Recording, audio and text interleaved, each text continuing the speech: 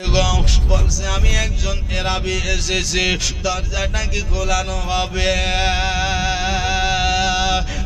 মুসলমান, আপনার ফাতেমা আবার বলতে চেয়েছিলেন না আমার আব্বা এখন ঘুমাচ্ছে, আরাম করছে, আপনি চলে যান চলে যান চলে যান। আমার দয়ার নবী মুস্তাফার বেটি ফাতেমা এই কথাটা বলবে কি? এমনি সময় নবী আমার যেন জেগে গেল, ফাতেমার হাতটা ধরে নিল, ফাতেমার হাতটা ধরে ফাতেমার মুখে হাত দিয়ে বলছিলেন মারে মা, যাকে তুমি তাড়িয়ে দিচ্ছ বেটি, যাকে তুমি আজ থেকে 3 দিন ধরে তাড়াচ্ছ, ওরে মা তুমি কি তাকে জানো? তুমি কি তাকে চেনো? তুমি কি তার পরিচয়টা জেনেছো? নবীর বেটি ফাতেমা বলেছেন আব্বা না, আব্বা না না না, আমি তো তার পরিচয় জানি না, আমি তার পরিচয়টা পাইনি। তবে আব্বা আমি একটাই শুধু পরিচয় পেয়েছি, সে আমাকে বলেছে নাকি একজন সে এরাবি। আব্বা জান এই পরিচয়টা পেয়েছি, আমার নবী বলছেন মারে মা ও কোনো মক্কা মদিনার এরাবি নয়, ও কোনো শামসিরিয়ার এরাবি নয়, ওরে মা ও কোনো আপনার এই দুনিয়ার এরাবি নয়। ওরে বেটি সে কে জানো? যে আপনার বেটিকে এতিম বানাই, যে আপনার বেটাকে এতিম বানাই, যে বিবিকে স্বামী হারা বানাই, স্বামীকে বিবি হারা বানাই রে মা। ওরে বেটি এর নাম হলো মালাকুল মউত। আল্লাহু আকবার। কি নাম? ও বেটি ফাতিমা, এর নাম হলো মালাকুল মউত। বেটি এটা তোমার সে বাবার দরবার, যেখানে মালাকুল মউত বিনা এজাজতে আসে না। জোরে বলো, জোরে বলুন। যেখানে মালাকুল মউত বেটি বিনা এজাজতে আসে না।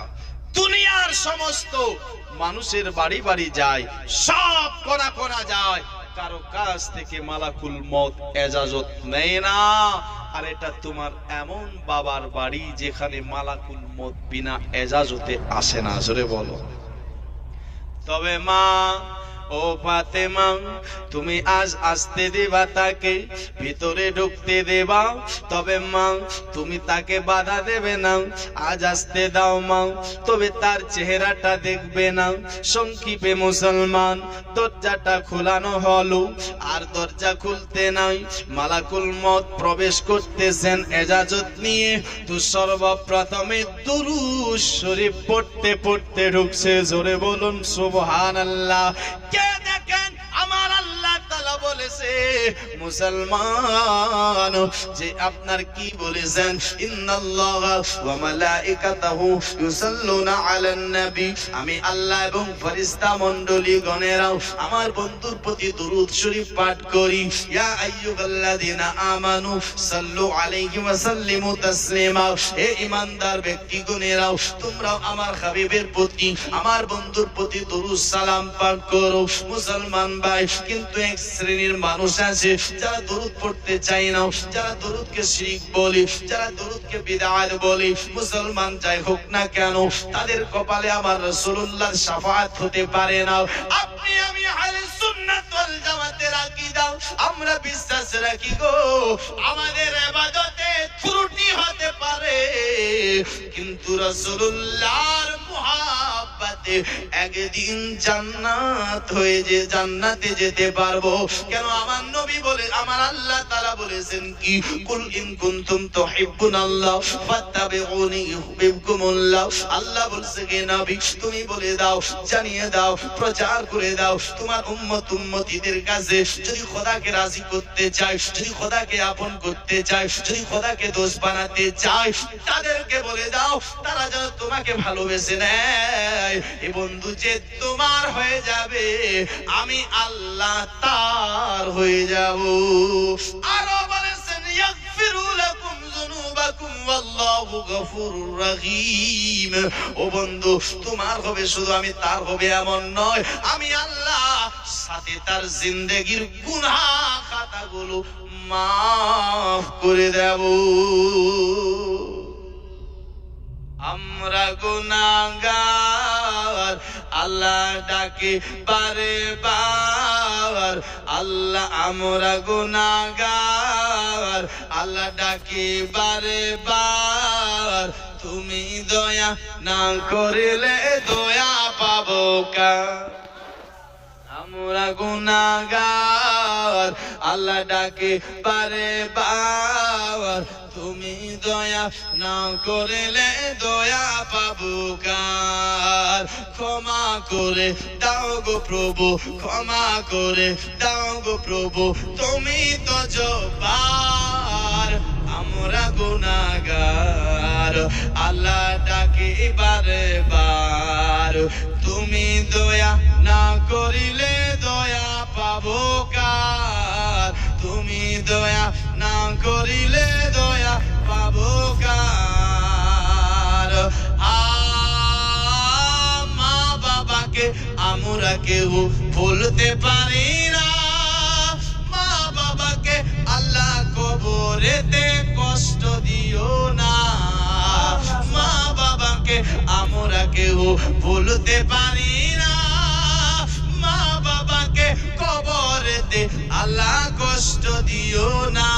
তুমি জলিল জব্বার, তুমি জলিল জব্বার, আমরা গুনাহগার, আল্লাহ ডাকি বারে বার, তুমি দয়া না করিলে দয়া পাবো কার। তুমি দয়া না করিলে দয়া পাবো কার। জোরে বলুন আমার রাসূল পাক সাল্লাল্লাহু তাআলা আলাইহি সাল্লামের আপনার ঘরে আমার আপনার মালাকুল মউত যেন চলে গেল ভিতরে। মালাকুল মউত যখন গেল, যাওয়ার পর আবার যেন সালাম কালাম হলো। সালামের আপনার জবাব দেওয়ার পর আমার নবী জিজ্ঞেস করলেন, মালাকুল মউত ব্যাপারটা কি, কারণটা কি একটুখানি বলো। তুমি আজ আমার ঘরের ভিতরে আপনার হঠাৎ করে কেন এসেছো একবার বলো। মালাকুল মউত বলেছেন, নবী গো,